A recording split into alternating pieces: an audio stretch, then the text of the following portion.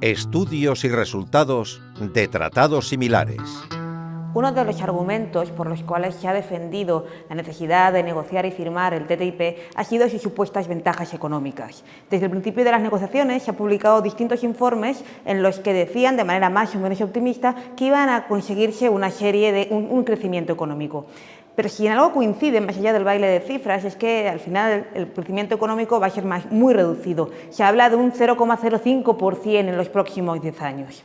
Más allá de estos pronósticos, es interesante acudir a la experiencia para saber realmente cuáles pueden ser las consecuencias del TTIP. Y la experiencia que más se ajusta a lo que podría suceder nos hace mirar a México. Se hace mirar a México, a Canadá y a Estados Unidos. Porque entre México, Canadá y Estados Unidos, el 1 del 1 del 94, entró en vigor el tratado llamado NAFTA. Un tratado que podemos considerar como el bisabuelo del TTIP y del CETA. Un tratado que ha sido utilizado como ejemplo a partir del cual se ha construido el TTIP, el CETA y los otros tratados de nueva generación, que se llaman así porque van más allá del NAFTA. El NAFTA ha dejado el legado de una mayor concentración de las corporaciones, unos monopolios corporativos, concentración de la riqueza, extensión de la pobreza, expansión de la desigualdad, expansión de la precariedad y una reducción de la legislación de protección medioambiental. Esto no solamente ha ocurrido en México, como se suele decir, esto ha ocurrido tanto en México como en Canadá como en Estados Unidos. Empecemos, sin embargo, por México. Vamos a ver qué le ha sucedido a México en términos de pobreza, de derechos sociales laborales, de soberanía alimenticia y de medio ambiente.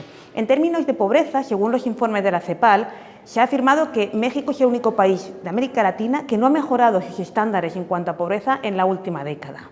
Si miramos los estándares laborales, vemos que el desastre ha sido absoluto. Los salarios mínimos en México han perdido aproximadamente un 20%. El desempleo formal se ha duplicado, pero esto no ha sido lo más grave. El NAFTA ha permitido lo que se llama el dumping social, es decir, que las empresas estadounidenses y canadienses, en busca de salarios y condiciones de trabajo más bajas, se deslocalicen, y se deslocalicen fundamentalmente al norte de México. Aquí se han dado fenómenos como las maquilas, estas empresas que se dedican a la manufactura, que importan materia prima a aranceles muy bajos, que utilizan la fuerza laboral mexicana, especialmente la femenina, con unas condiciones de trabajo infrahumanas y que luego exportan los productos para venderlos fuera de México, en los países del origen de la materia prima, a precios exorbitantes que no tienen nada que ver con los precios a los que se paga la mano de obra. Estas condiciones de precarización lo que han hecho es condenar a una gran masa de población mexicana a unas condiciones de trabajo infrahumanas. Pero podemos ir más allá, porque gracias al NAFTA también se ha producido un desastre en el campo mexicano. México ha dejado de ser una potencia exportadora a ser una potencia agroimportadora.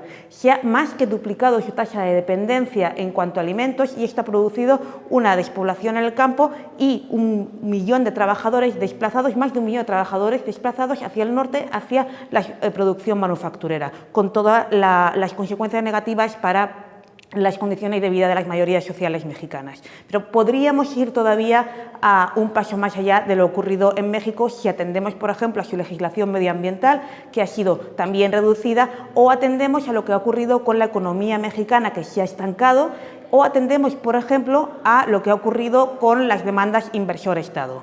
México ha estado recibiendo una serie de demandas inversor-Estado, fundamentalmente de las empresas canadienses, que la ha situado, que ha provocado que el gobierno mexicano, es decir, la población mexicana, tenga que pagar millones de dólares en materia de indemnizaciones. Pero la única víctima del NAFTA no ha sido México. También las mayorías sociales de Canadá y de Estados Unidos han sufrido las consecuencias de este tratado.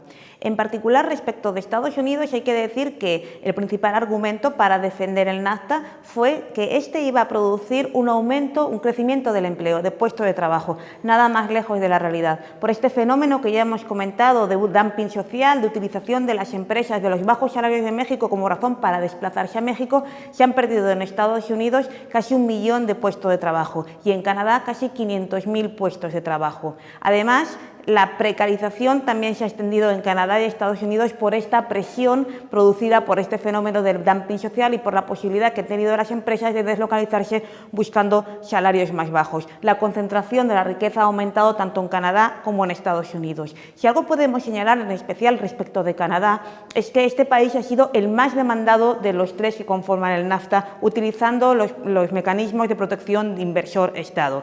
Canadá ha sufrido demandas por distintas empresas que han querido rebajar la normativa social y laboral y de medio ambiente de este país.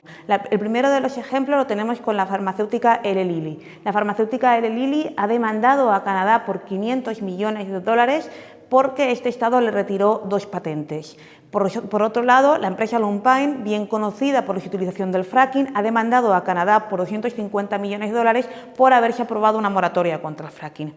Estos ejemplos evidencian cómo el NAFTA está provocando consecuencias gravísimas contra las mayorías sociales de Canadá, de Estados Unidos y de México.